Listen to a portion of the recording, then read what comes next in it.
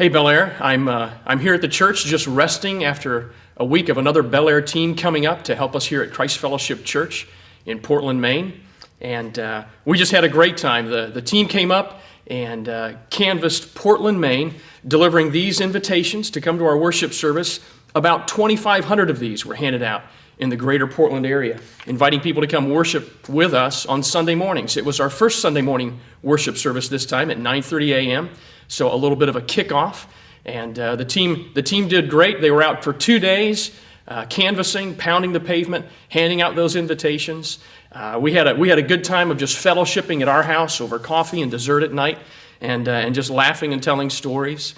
The team came over Saturday night, and we did some work here in the building. I think about half of our fluorescent light tubes were out, so we swapped those out and got light in here.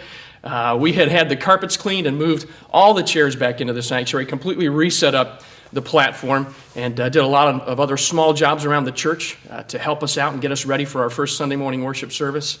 And it was a glorious worship service. Bel Air team members helped us with music and singing. We're ready to provide childcare for visitors.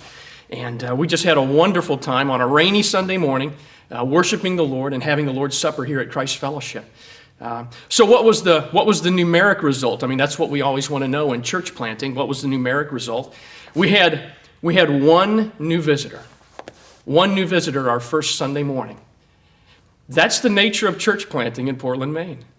And it's the nature of getting the word out about a church, getting the word out, advertising, letting people know that Christ Fellowship Church is here at 7 Brayburn Avenue in South Portland, and letting people know that we have worship services on Sunday morning at 9:30. So we don't do all this preparation for one service. We do it for the long term, for all of our worship services to come. And so we have plans in place that you're a big part of. I have a weekly radio program. We're doing weekly radio advertising. You guys are coming up and distributing these cards to neighbors. And we're also doing a mass mailing of almost 10,000 pieces to the greater Portland area, just to let people know that we're here. And ask God to use that. Ask God to use our work to bring people to this place to hear the word of life. So that's what we're doing. We're in it for the long haul. And it takes a long runway to get a church plant up to cruising altitude in Portland, Maine. So we want to thank you for your sacrifice. It's a sacrifice to come up here and help us work.